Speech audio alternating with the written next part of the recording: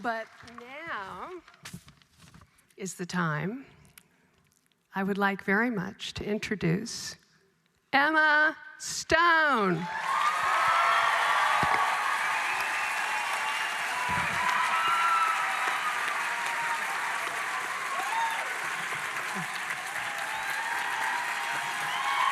God. Thank you. Hello. I am so thrilled to be here tonight to present Mark Ruffalo with the American Riviera Award, because I get to tell you all about how wonderful he is, and he cannot do anything to stop me. One of Mark's many superpowers is his immunity to compliments. And so I truly hope having this time to shower him with praise and hold a mirror up to his lovely face just might get through to him how beloved and appreciated he is. So that is my goal. So here we go. Okay. This award celebrates an actor's contribution to American cinema. And Mark's contribution is extremely significant. In fact, when I Googled how many films has Mark Ruffalo been in, the answer was at least 57. But when I began thinking of all of his roles, I knew exactly where to start. The moment I first fell in love with him as an actor, when I saw You Can Count on Me. That film is unequivocally excellent, but there is a scene where Mark's on the front porch. He knows this because I've talked to him about it a million times. There's a scene where Mark is on the front porch and a moth happens to land on him as he's talking, and it's accidental, but he incorporates it in his performance so effortlessly, that it made me think about Marlon Brando in On the Waterfront and his improvisation with the glove. And both of those scenes are so captivating. And Mark just blew me away with his charisma and his talent. This awe of all that is Mark Ruffalo continued to grow as he charmed and bumbled his way through 13 going on 30. Kept me gripped to the screen in Zodiac and Spotlight. Almost convinced me that organic food was sexy and the kids are all right. And then ripped my heart out and stomped all over it in Foxcatcher. Mark has that rare ability to marry pathos with comedy. And I knew I would do anything to be in the presence of this man and work with him. And thankfully, when Poor Things came to life, I got my chance. The character of Duncan Wedderburn, as they were just talking about in Poor Things, is debaucherous, lecherous, and treacherous. And watching him play this character was honestly the most fun I have ever had on set. In becoming Duncan, Mark got to be awful. He got to swear and philander and let his freak flag fly. And yet, he also somehow imbued Duncan with a sparkle of lovability. All right. Sorry, with a sparkle of lovability that Duncan quite honestly did not deserve. Duncan is an archetype of a narcissist, and somehow Mark made him adorable, as only he could. This character could not be more opposite from this man. But Mark, being so different from Duncan, is what made him the perfect Duncan. In addition to watching him get to do all these terrible things, I got to watch him struggle with it in real time. Truly, before a take, he would be stewing in self-doubt, like, I can't do this, oh my God, what the hell am I even doing here? Like, what's happening? And then they would say, rolling, and he's just off. He's doing it, and he's committing to it all with no barriers or boundaries, just totally free. Realizing that Mark is impossibly hard on himself made me appreciate the depth and the breadth of his work in a new way. Mark doesn't entirely believe he can do what he's about to do, but he does it anyway. Mark doing what he does on screen is a kind of act of bravery. And it's just as incredible to witness and collaborate with as I had hoped. And getting to know Mark as a human being was also as wonderful as I had hoped. Mark is an open heart of a person, and his James Dean exterior, forgive me, houses a bottomless well of empathy. I've never heard him say a genuinely unkind word about anyone. In fact, he sort of personifies that old adage that for every finger you point, there are 3 pointing back at you. He really zeroes in on those 3. He believes in the goodness of people. He's thoughtful, and his gentleness is remarkably much more powerful than any other overtly alpha tendency. His strength and his convictions about the world and the souls in it are deeply inspiring.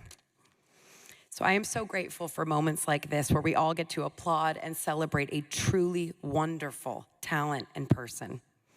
It should come as no surprise to you that Mark thinks he's a terrible dancer.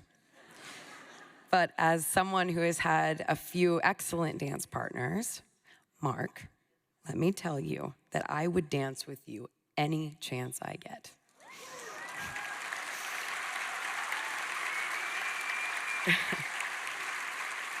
It is my profound honor to present the American Riviera Award to the one and only Mark Ruffalo.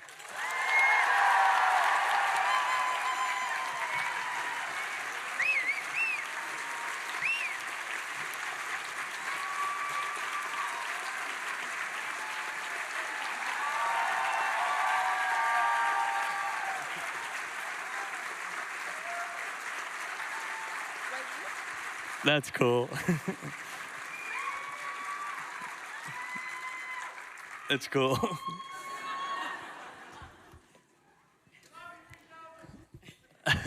Love you 3000. I'll keep smashing. If they'll let me. Hold on. Oh God, just so dirty. Emma. That was the most, I mean, come on. That was the most, very humbling, totally true.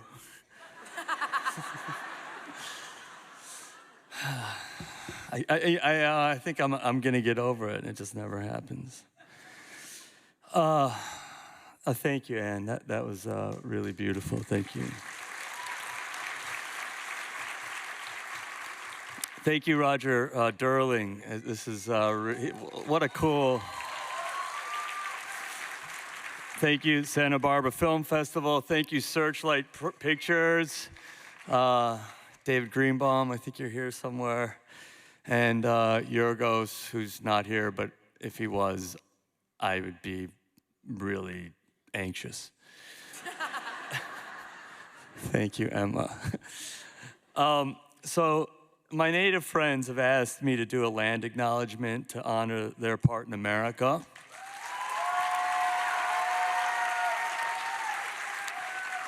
We are on the ancestral lands of the Chumash, where 27,000 native people once lived here.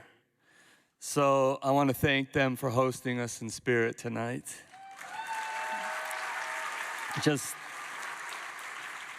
so we get started in a good way. It's such a sweet honor. Thank you. I mean, the whole evening is just very sweet. Even the people out front waiting. Every once in a while, a part comes along that makes you rethink everything you are, everything you've done, and can open up something inside you that you didn't even know was there. And you get to do it with the most talented people you had dreamt of working with, and then suddenly they appear at the later part of your career. I'm still waiting for that part. Did you like that? She's got the best laugh in the world. Emma, maybe in your next one. something broad and funny and pathetic for me. I'll wear a corset. Seriously, this has all really been so unexpected at this point in my life, and it's been just just this joyous experience for me. You know, I got a star on Hollywood Boulevard a few days ago. Kermit the Frog was like 4 stars down. I got nominations, Academy Award nominations. I'm getting the Riviera. I got the Riviera Award. I've gotten some really nice loaner clothes. I mean, life's good. It's really good, and I'm at an age when so many people that I've known and loved are leaving this earth, and it just makes me enjoy this all in just such a different way than I could when I was younger, and I'm just grateful because I know now that life is just this beautiful, fleeting gift, and that this world is just full of untold suffering. And it's just, by feeling that value of our own lives, it actually gives us greater capacity to feel the value for other people's lives.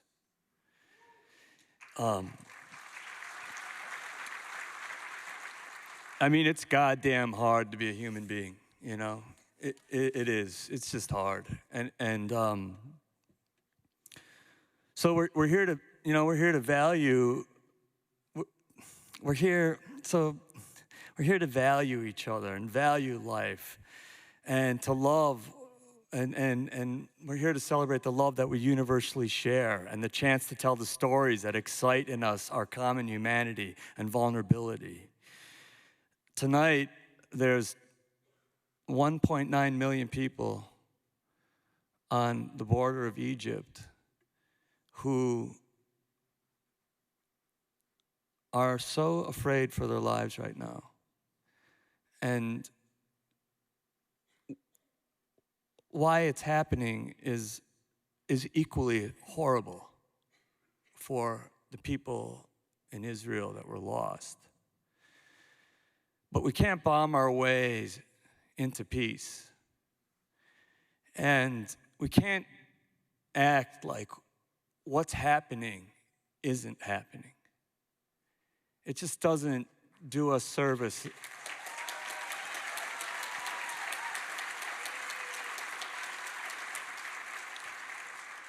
And it's a scary time, and I just want to state that because so few people are right now.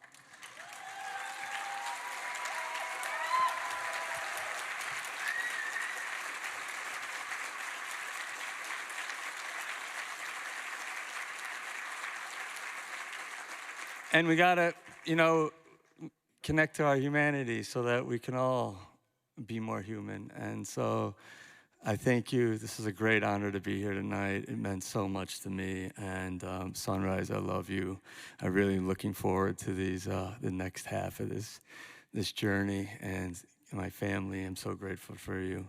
And thank you. Thank you for this. I really appreciate it.